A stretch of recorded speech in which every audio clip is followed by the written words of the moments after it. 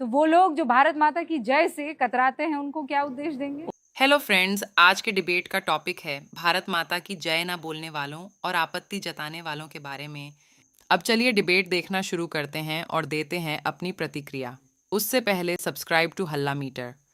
आपने ये भी कहा कि अगर प्रभु राम सामने होंगे और भारत माता होंगी तो मैं भारत माता को पहले चरण स्पर्श करूं। क्योंकि भारत माता की गोद में राम जी खेले, तो पहले माँ को प्रणाम करना चाहिए, फिर बेटे को ना।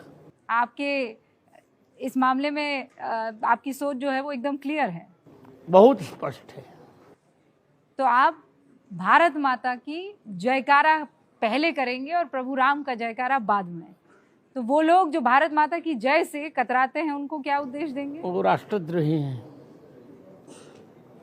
और वो लोग जो कहते हैं कि इस वक्त मुसलमानों को डराया जा रहा है। ऐसा नहीं, ऐसा नहीं है। हमारे यहाँ सनातन धर्म में किसी को डराया नहीं जाता। हम सबको भयमुक्त रखना चाहते हैं। इतना कहना चाहते हैं कि तुम भारत में रहते हो तो भारत माता को माता मानो, गंगा को भगवती गंगा मानो। तुम गंगा को डाइन या भारत माता को डाइन मत कहो, अपलाप मत करो। यहाँ रहो, प्रेम से रहो, पर रसखान और रहीम की भांति रहो, बाबर और औरंगजेब की भांति मत रहो।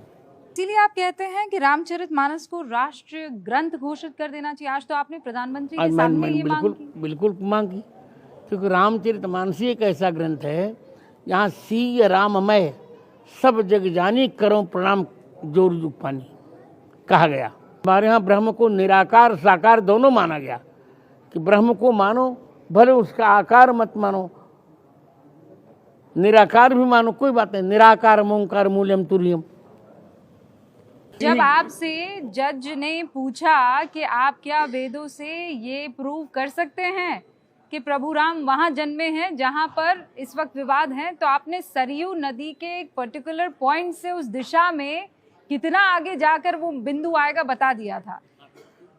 अब मैं जानना चाहती हूँ कि वहां पर वो क्या आपकी बात हुई थी, किस तरीके की गवाही आपने वहां पर दी थी? नहीं, गवाही तो बहुत लंबी है, वो 100 पृष्ठों की है। पहला प्रश्न तो न्यायाधीशों ने पूछा था कि आप गवाही देंगे कैसे, क्योंकि गवाही वो देगा जो भौतिक नेत्रों को उससे संपन्न हो, जो देखता हो।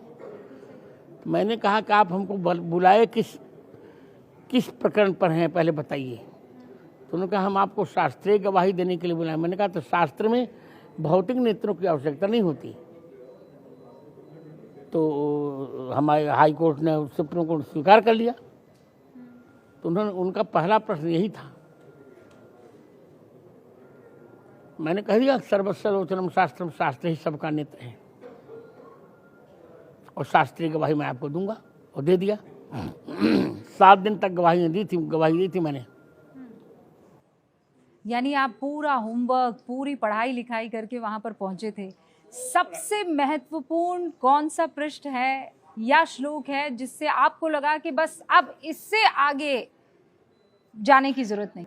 हमारे यहाँ हम लोग सनातन धर्मावलंबी हैं। वैदिक हिंदू सनातन धर्म में वेद ही परम प्रमाण है। जैसे आपके यहाँ कुरान प्रमाण है, उसी को हमारे यहाँ वेद प्रमाण है। तो वेद में मैंने बता दिया था कि अथर्ववेद के 10वें कांड के 31वें अनुवाक के 2 मंत्र में स्पष्ट प्रमाण है। अष्टाचक्रानवद द्वारा देवानाम पुरयोध्या यस्याम हिरण्मय है कोशः स्वर्गो ज्योतिषावृतः। 8 चक्र वाली 9 द्वार वाली वह देवताओं की पुरी है, जिसमें एक मंडपाकार स्वर्ण का मंदिर है। उसी में साकेत से भगवान राम का प्राकट्य हुआ था। तभी तो जज ने कहा था यू आर डिवाइन पावर। वो मुस्लिम जज थे जिन्होंने बात कही थी।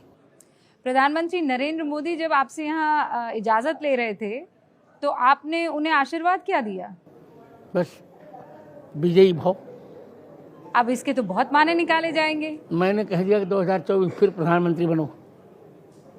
ये आपको पूरा यकीन है? हम मुझे विश्वास है।